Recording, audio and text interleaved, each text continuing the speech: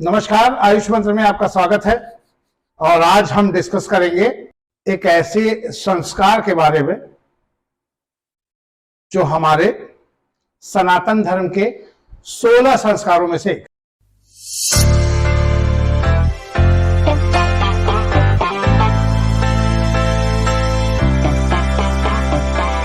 देखिए, जब घर में बच्चे का जन्म होता है तो माता पिता की खुशियों का कोई सीमा नहीं होती। साथ में अड़ोसी पड़ोसी और आपके रिश्तेदार सारे लोग, एक पूरे घर में खुशियों का माहौल होता है। और इस खुशियों के माहौल के बीच में बच्चे के बेहतर स्वास्थ्य के लिए, बीमारी से बचने के लिए हमारे सनातन धर्म में कुछ प्राचीन संस्कारों का वर्णन मिलता है अलग अलग। जब जैसे जैसे बच्चा ग्रेड में जाता है तो जो पहला संस्कार नजर आता है स्वर्ण प्राशन संस्कार। तो आज हम डिस्कस करेंगे कि स्वर्ण प्राशन संस्कार क्या है, क्यों करते हैं और उससे क्या क्या लाभ मिलता है।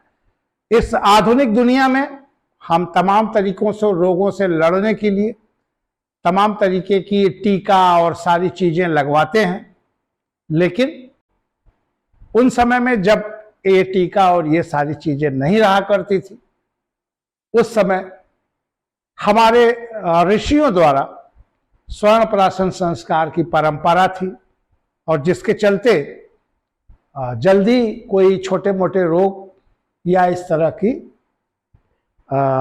इम्यूनिटी डेवलप हो जाती थी हमारे बॉडी में कि इस तरह के रोग जो है हमारे बॉडी को टच भी नहीं कर पाते थे। बच्चे बीमार कम पड़ते थे और तमाम तरीके की जो प्रॉब्लम आज के जो बाल रोग चिकित्सक हैं उनको जो घर की माएँ आके बताती हैं वो सारी समस्याएं नहीं हुआ करती थी। और स्वर्ण प्राशन संस्कार इसलिए किया जाता था ताकि बच्चा निरोगी रहे और बीमारियों से लड़ने में पूरे तरह से सक्षम रहे। स्वर्ण प्राशन संस्कार हमारे 16 संस्कारों में से एक है जो जन्म से लेके 16 वर्ष के बच्चों को कराया जाता है। अब इसके बारे में आगे जानते हैं। स्वर्ण प्राशन बच्चों के लिए एक वरदान है। क्यों है, अब इसके बारे में समझ रहे हैं। खाने की इच्छा ना होना, बच्चों को खाने की इच्छा नहीं होती है, जबरदस्ती खिलाना पड़ता है, बच्चा दिन ब दिन कमजोर होता जाता है परंतु खुल के खाता नहीं है। ये 99% समस्याएं प्रत्येक माँ के साथ है। आपने देखा होगा यशोदा मैया कृष्ण जी के पीछे पीछे दौड़ती थी खाना खिलाने के लिए, और यहाँ जो हमारे घर में यशोदा मैया लोग हैं ये लोग भी बच्चों के पीछे पीछे घूमते थे। बच्चे खाना नहीं खाते, उनको भूख नहीं लगती और जबरदस्ती उनको खिलाने के लिए पूरा एक मल्ल युद्ध करना पड़ता है, तब बच्चे खाना खाते। तो एक प्रॉब्लम ये है, बच्चों को बार बार इन्फेक्शन हो जाता है। कभी मौसम बदला तो जुकाम हो गया, सर्दी हो गया, खांसी हो गई, सांसी चल रही है, निमोनिया हो गया, तमाम तरीके की प्रॉब्लम, पेट गड़बड़ हो गया, गैस बनने लगी। ये चीज अगर आपके घर में छोटे बच्चे हैं तो ये सारी समस्याओं से आप अवगत होंगे। तो ये भी एक प्रॉब्लम आती है। बच्चे इम्यूनिटी कमजोर होने पर बच्चों को बार बार इन्फेक्शन हो जाता है, बच्चों को एलर्जी तथा जल्दी जल्दी एलर्जी के अटैक आते हैं, बच्चों को सामान्य शरीर स्वस्थ नहीं रहता।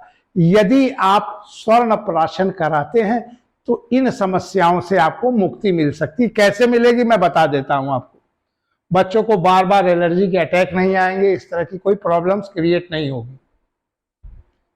शारीरिक विकास के कमी होने पर प्राय ये देखा जाता है कि ऐसे बच्चे हैं जिनको शारीरिक विकास नहीं हो रहा है।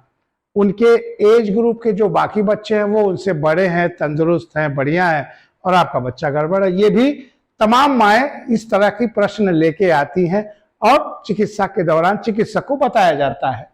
ठीक, बच्चों की शारीरिक विकास सामान्य से कम होने पर आयु से छोटा लगता है बच्चा, बच्चों के सहपाठी उसे लंबे व स्वस्थ लगते हो। शारीरिक विकास में कमी, बच्चा जो है हीन भावना से ग्रसित हो जाता है। तो ये भी प्रॉब्लम आपको देखने को मिलती होगी। यदि बच्चा कमजोर है बच्चा के शारीरिक रूप से कमजोर है, बच्चा सुस्त रहता है, खेल कूद में भाग नहीं लेता, तो भी स्वर्ण प्राशन उसके लिए वरदान है।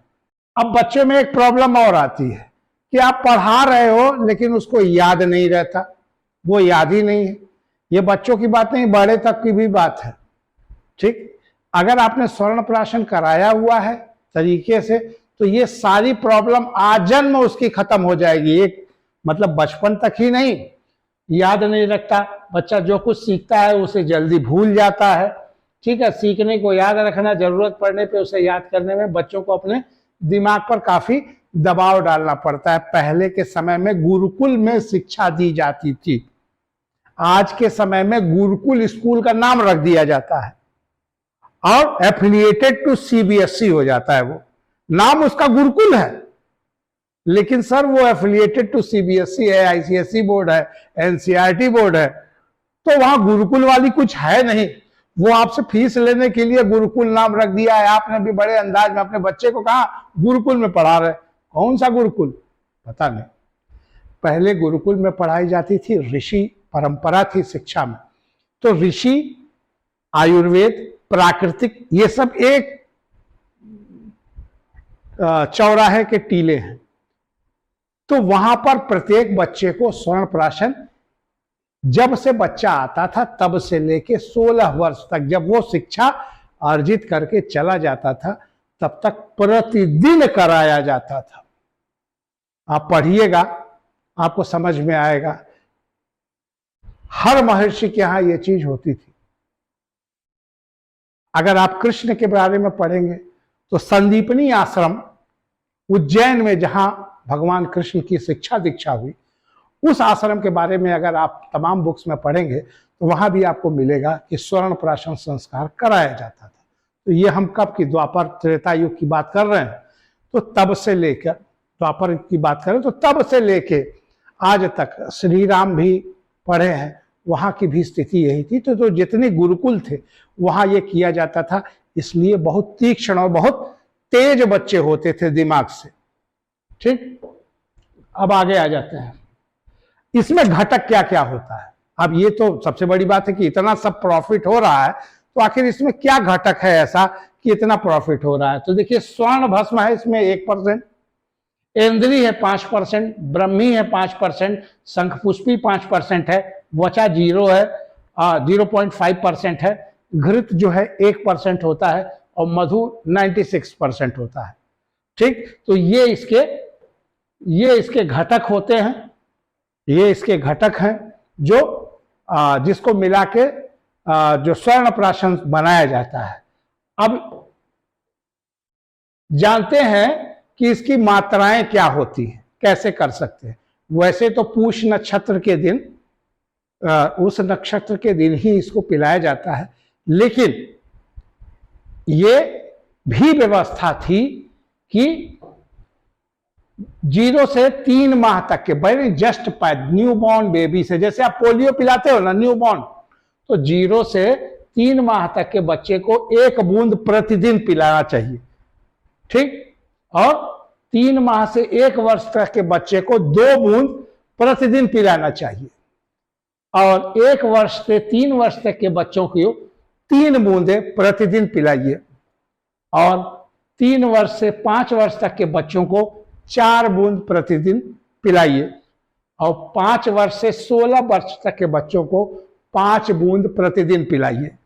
तो मैं ये कहूंगा कि अगर आपको शुरुआत करना है, आपका बच्चा 1 साल का हो चुका है, या 2 महीने का है, या 4 महीने का है, या 8 महीने का है, 10 महीने का है, 5 साल का है, 8 साल का है, 9 साल का है, और आप चाहते हैं कि इसको शुरुआत कराया जाए, तो आप पूष नक्षत्र के दिन आपके नजदीक के जो भी स्वर्ण प्राशन जहां होता है, जिस केंद्र में कोई भी आयुर्वेदिक चिकित्सक करता होगा, उस आयुर्वेदिक, हमारे भी नारायणीयम चिकित्सालय में ये होता है।